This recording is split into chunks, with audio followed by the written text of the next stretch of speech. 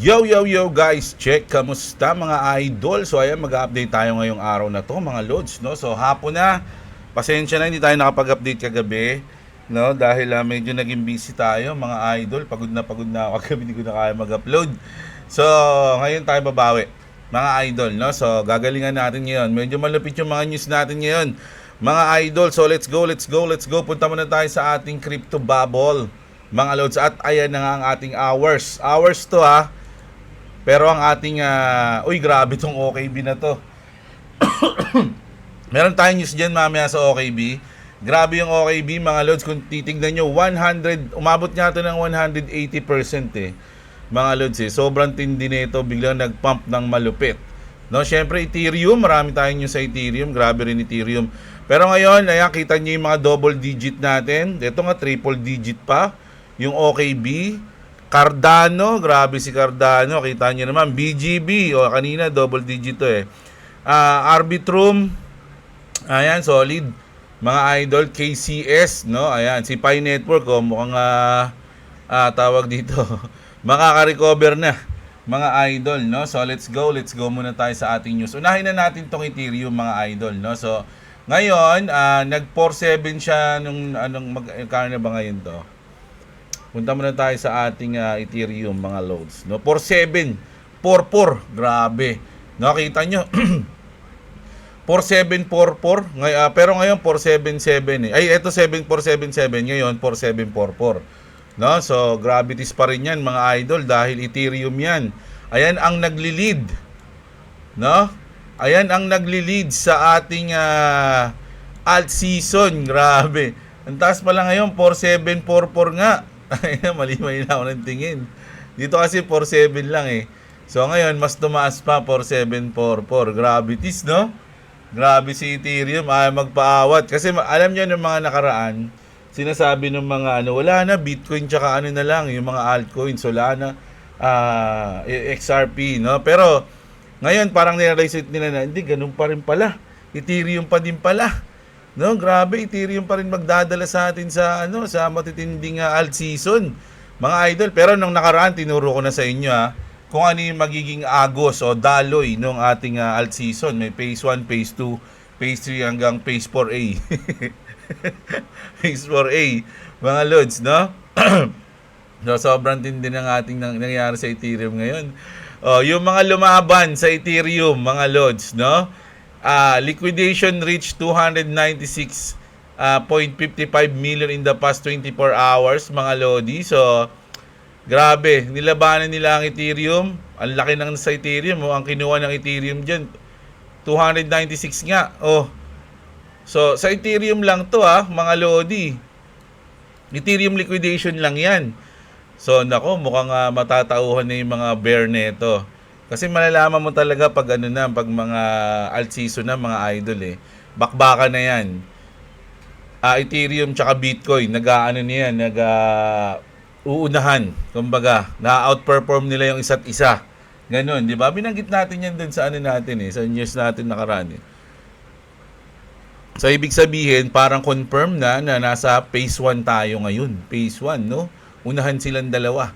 Tapos, magiging phase 2 lang yan kapag nausada na ni Ethereum si Bitcoin. Talagang naunahan na. Oh no, grabe na si Ethereum pa. Kung hindi ka natin alam kung kung aabot ng $10,000 ngayon si Ethereum mga idol titignan natin yan.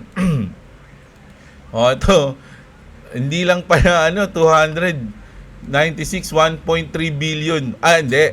Ito na liquidate na. Pero ito maliliquidate pa lang. Ayan 1.3 billion will be liquidated when Ethereum hits 5,000. Nako, napakalapit na niyan mga idol. No? So kapag ang Ethereum, mga lodi, umabot dito sa 5,000, diyan mga lodi, 1.3 billion ang maliliquidate. 1.3 billion dollars yan mga idol. Billion dollars, grabe. Diba? Isipin niya pag umangat lang tayo ng 5,000, durugan lahat mga lodi. 1.3 billion. Grabe to. Tapos, saan na tayo? Ang ganda naman nyo sa Ethereum ngayon. Altcoins, surging on Google Trends, searches from from what is an altcoin. So ayun yung laging sinisearch ngayon sa Google. What is an altcoin? The best altcoin to buy, ayan yung mga sinisearch, are spiking on Google Trends. Retail is back hunting the next big crypto play. So naghahanap na sila ngayon mga Lodi. Sa tingin nyo, ano ba? Puntahan nga natin si Google. Gayahin natin yung sinabi. Tingnan lang natin, no? Dito na tayo sa best altcoin to buy. Check natin, ha. Paste natin. Gayahin natin. Lalabas yung mga nagpo-promote. Lalabas yung mga nagpo-promote. Ito yung mga top trending crypto sa sa CoinGecko, sa Coin Ranking, yung altcoins, top 50 list. Check nga na. 10 important cryptocurrencies other than Bitcoin. Ayan, nakikita nyo na mga idol. Nababasa nyo ba? Ethereum, USDT, Binance, Solana, XRP, Dogecoin, Tron. Ayan yung mga nakikita natin. 8 na yan. Pag kinlik ko to, baka makita natin yung 10. Click natin nga. Sige na nga.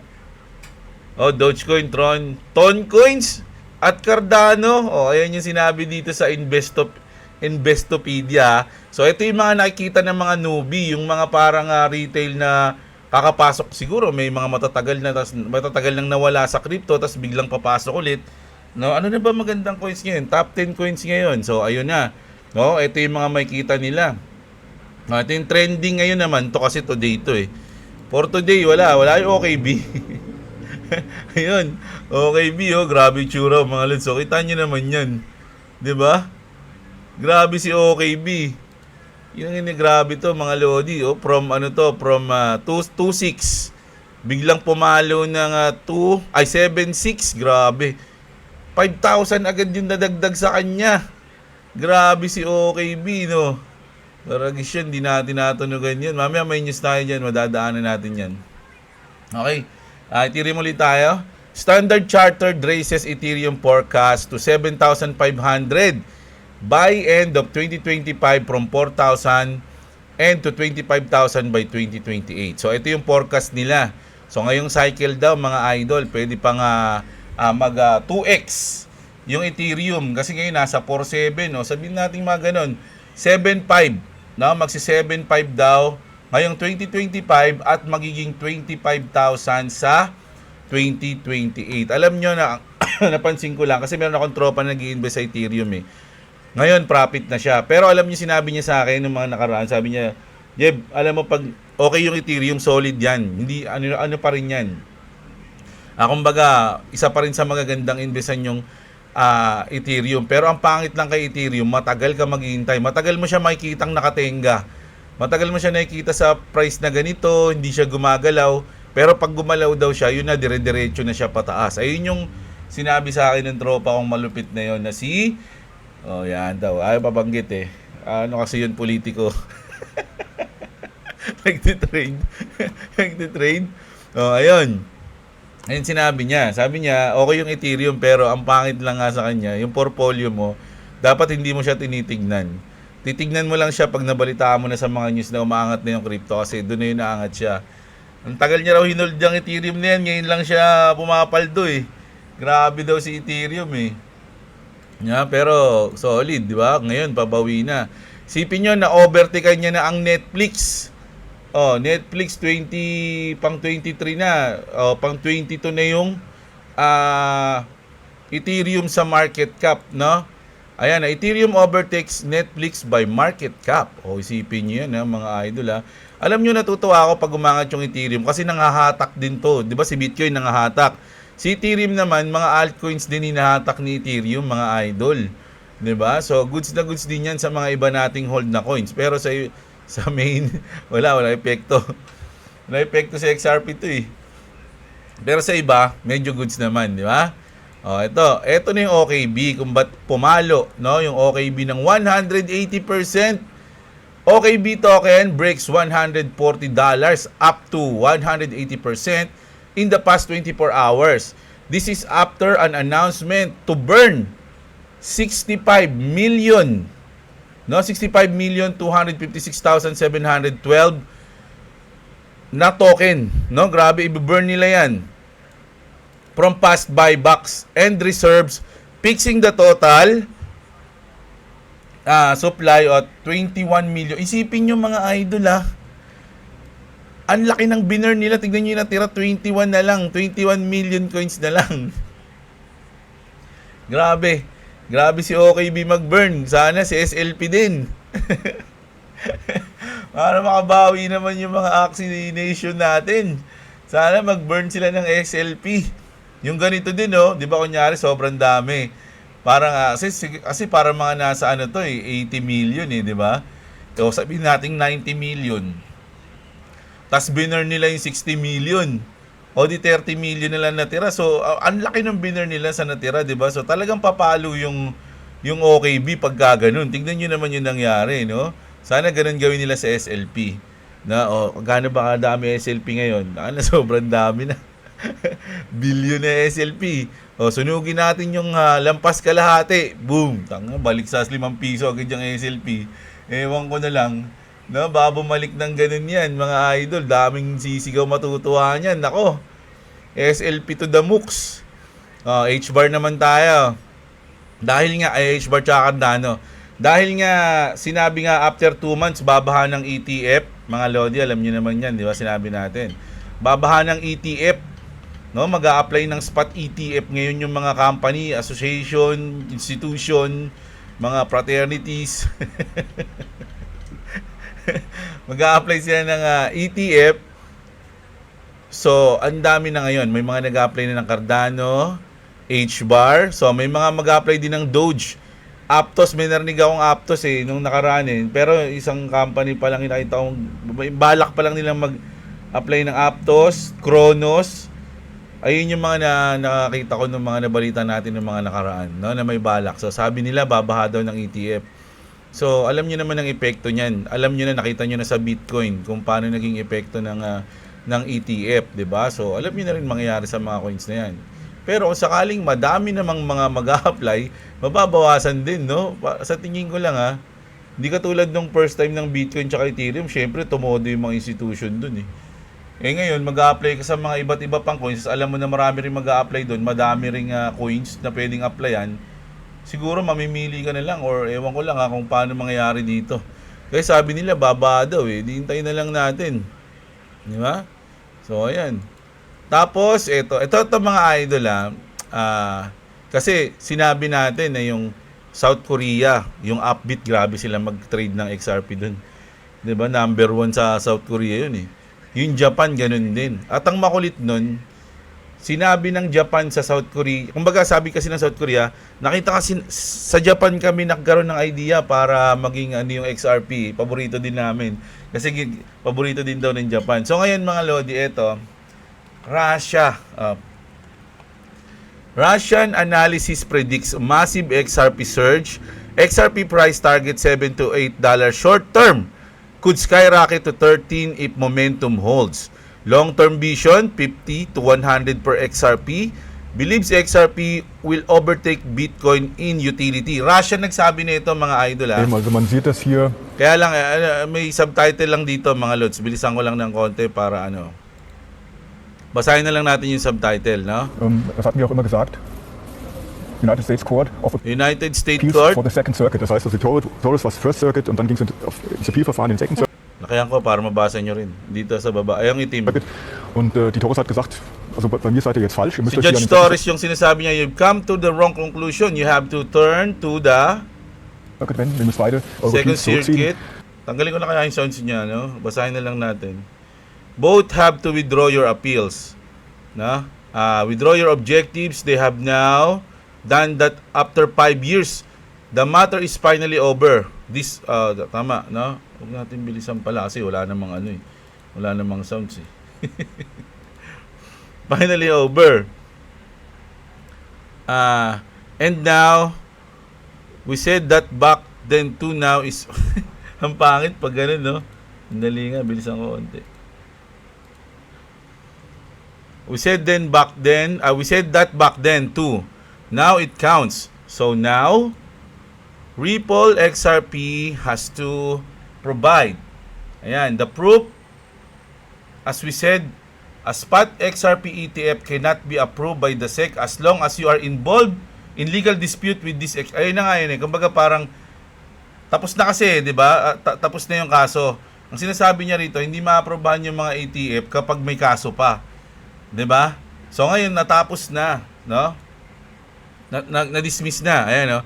Approved by the SEC as long as are involved in a dispute with this exact company. And this coin that's so over now, so from this point of view, nothing should stand in the way of a spot XRP ETF now. Kasi nga, tapos na yung kaso, no?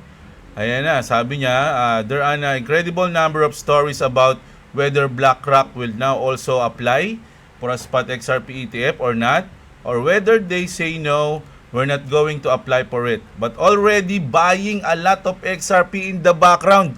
Eto mga Lodi, hindi lang natin sa iba nakita to, ay napanood to, di ba? Hindi lang sa kanya, hindi lang dito, meron na rin nagsabi niyan.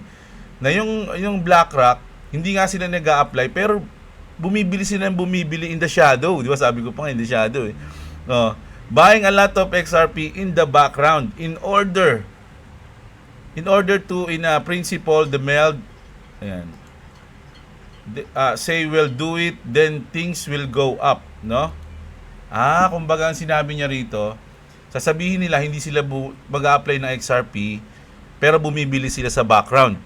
And then sasabihin nila, okay, mag-a-apply na kami. Pag-apply nila, lilipad na, okay lang yun kasi bakit? Nakabili na sila ng marami. 'Di ba? Nakabili na sila ng marami sa background, no? Will go up. There is no question at all. So you would be stupid if you shop after the news. Kaya nga, 'di ba? Kumbaga, ang tsupol mo nun kung saka ka palang bibili ng XRP pag in-announce na ng BlackRock na mag-apply sila ng ETF kasi nakabili na sila. Tapos na silang bumili. Kaya lilipad na 'yon, mga idol, no? Kumbaga, yung bibilin mo, mataas, bibili ka na sa mataas na presyo, no? Shop after the news. So there are some nice stories from there, but bottom line is that business news has to come now. It's what in demand now. Proof of Ripple and XRP must be provided, which was behind the 1017 NDAs to, mga Lodi. NDAs, non-disclosure agreement kasi ibig sabihin, no? NDAs, and which the Ripple 1,700 NDA has concluded with companies worldwide, with companies and countries worldwide. Mga idol, hindi Ripple nagsasabi niya, Russia to, Russia. Iba nga yung salita, di ba? At the time when the legal dispute was at its peak, it came to light through the publication of the relevant documents. So when these NDAs hindi na nakita, are there, and their companies now say, okay, the legal dispute is over, I can now come out of hiding. Yun. Kaya nga hinihintay natin sa 15 Alam ko 15 ata, nakalimutan ko kailan Malalabas na lahat ng mga 1,700 NDAs, no? Na partner ng Ripple. Ayan, can now come out of hiding. I can now say that I'm testing with Ripple and using Ripple or BWXRP. Ewan ko yung tama yung subtitle. Well, that's actually the case when the reports come out in a staccato manner that this person and that person and that person, ang dami yung sinabing person, is working with Ripple, with the XRP ledger, or with XRP. That would basically be what drives the whole story, and the goal remains the same. 8 to 10 USD dollars are below here, and as far as it goes, we can see the sideways movement here to this week. We always pugarits ka, mali na pindot ko. Nabak ko Ayan, sideways movement here to week, always a range of 2 to 3. Ano yung sabi niya? You have to remain patient. The XRP goes with the market. He's not going it alone. Ayan, mga Lodi, lupit ni Manong Russia. and is now broken out. Oh, out of the ba't ganun? Let's say green range and it's above $3 in moving. Mali-mali na yung basa ko. Around for a bit longer before hits 120. Before Ethereum takes off sa Ethereum ata, and they say market says okay, now we're invested in Bitcoin, now we're invested in Ethereum, and now we're going to get into XRP too, because that's the third largest, and then that will go up accordingly to, and I remember the last big pump was 1, 2, 3 weeks. In 3 weeks, 300%. Oh, ayan was achieved. That means we are not talking about having to wait another 4 months before we make the next 2 to 300%. But it can all happen very quickly. Oh, ayun mga Lodi. Grabe si Idol Russia man. Ayun yung sinabi niya dyan, mga idol, no? Ay, German pala. Chupol naman ito ni Saib Crypto. Sorry, niya, kinorek niya yung sarili niya, mga idol, ha?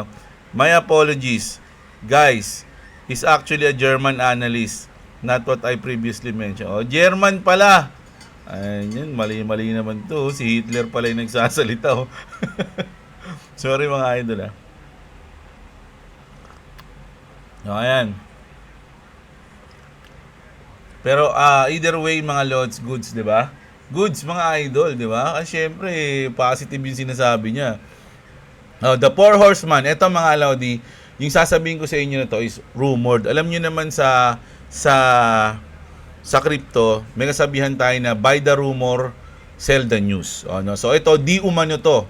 The Four Horseman ISO 222. No? Ito yung magiging o yung mga partner o magiging kadikit ng mga company o kung ano man dito sa baba na babasahin natin, no? XRP, New Financial System daw yan. XDC, World Trade Finance daw. Quantum Data, yung HBAR. HBAR, Quantum Data Security. XLM naman, yung Stellar. Unbank P2P Revolution daw, mga idol, no? FedNow, XRP, XLM, HBAR yung ano dyan. FedWire, XRP, SWIFT, XRP, XDC, and HBAR daw. DTCC, XRP, XDC, XLM, R3, XRP, XDC, CFTC, XDC, XRP, XLM. Xpayment, yung kay Elon Musk, XRP, XLM, HBAR. So, ayun daw yung mga pwede pumasok. SBI, XRP, XDC. So, laging may XRP, di ba? ESDR, XRP, XDC, XLM, CBDC, XRP. Gold, XRP, XDC. Oil, XRP, XDC. Real World Asset, RWA. XRP, XDC, HBAR, XLM. World Bank, XRP, XLM.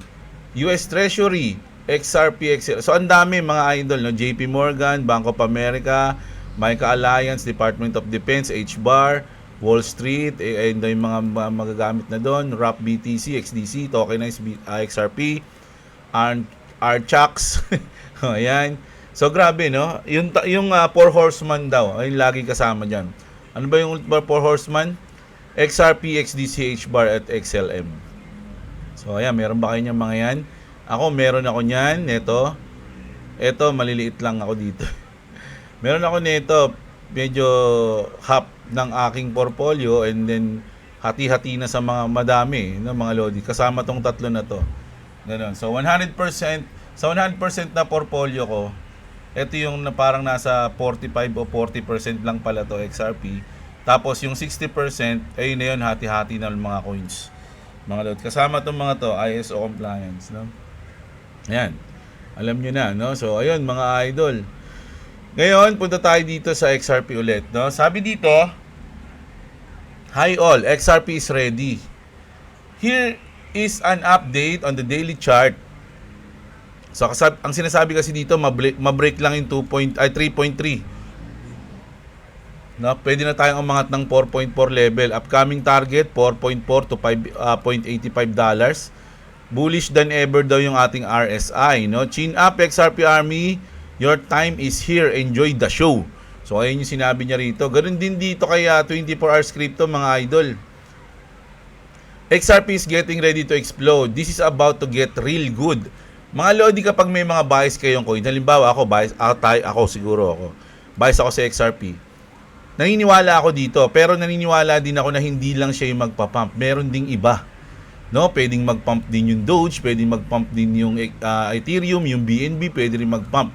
Iniisip ko yun for traders mindset, mga idol. Nagtitrade kasi ako, di ba? Nagtitrade tayo. So, pag umangat to, goods yan para sa akin. So, ano pa kaya yung mga pwedeng umangat na coins? Ganun yung nasa isip ko lagi na pwede kong posisyonan ng trade. Kasi yung mga nakaraan, nagtitrade tayo, di ba? So, ayun. So, ayun yung iniisip ko, mga lods. Na mabilisang trade lang, no? Hindi yung matagalan. Tapos ito pa, sabi ko sa inyo, South Korea favorite eh. I told you South Korea would flip the switch on XRP. A single whale just dropped 61 million in one transaction. 19 million XRP from Upbit. This isn't retail. This is deep pocket conviction, sabi. Still think you have time? So, ayan mga Lodi, no? Grabe, 19 million XRP. Nilabas niya sa market, mga loads. Anong ibig sabihin yan? Tinatago na nila yung mga XRP nyo. Ayaw nyo na ibabenta sa iba. Tapos eto mga idol. No? In-interview ng mga nasa eToro. Dati may eToro. Di ko alam kung may eToro pa dito sa Philippines. Kasi dati may ganun eh. eToro eh, no? Alam ko yung eToro. Ayun yung unang-unang merong parang copy trade. Ang alam ko lang mga lods, yung copy trading. Ayan, dati. Tapos, sabi rito, Brad Garlinghouse, XRP ETF represent the transaction from speculative retail trading to institutional adoption. This is precisely why XRP are essential. No? ETFs will be approved and trading soon. So, parang kinonfirm lang dito ni Brad Garlinghouse na magkakaroon talaga ng XRP ETF. It's inevitable. Sabi niya dito sa salita niya rito. It's inevitable. So alam niyo naman ang epekto ng XRP ETF, ng ETF sa isang coins, 'di ba? So ayun lang 'yun mga Lodi. Talagang kinonfirm niya lang dito na magkakaroon talaga ngayong 2025 ng XRP ETF at hindi lang isa. At hindi lang din XRP ang magkakaroon ng ETF bukod sa Bitcoin at Ethereum. Meron pa ding iba. Sinabi niya dito mga idol. No? So, yun. Grabe. So, alam niyo mga idol, tanghali na ngayon. Pero maghahanap na ulit ako ng news para sa atin mamayang gabi. No? Para i-update natin. So, ayun. Wala naman tayong gagawin ngayon. So, bibilisan ko na lang ito muna. Tapos na tayo dito. And then mamayang gabi, mag-update ulit tayo. Hanap tayo ng bagong news. So, ayun. Kita-kits tayo mamaya mga idol. Salamat sa mga nanood. No? Sa mga umabot dito, palike ng video natin. Huwag niyo kalimutang i-subscribe yung channel pag gusto niyo ng mga ganitong content mga idol. No? At syempre, mga lods, salamat sa mga sumusuporta sa akin using super thanks and membership mga lods. Check niyo yung mga link dyan sa description sa baba mga idol, lalo na kung wala pa kayong crypto exchange. Andyan, salamat sa lahat mga Lodi. Kita-kits tayo mamaya. Magandang araw sa inyo mga kapatid at What's up? Subscribe. Wait lang. Wait. What's up? Subscribe Clubs TV. Subscribe J Diablo. If you want to subscribe to me, it's in the description. Also, thank you all supporting to my dad. Salamat. yeah.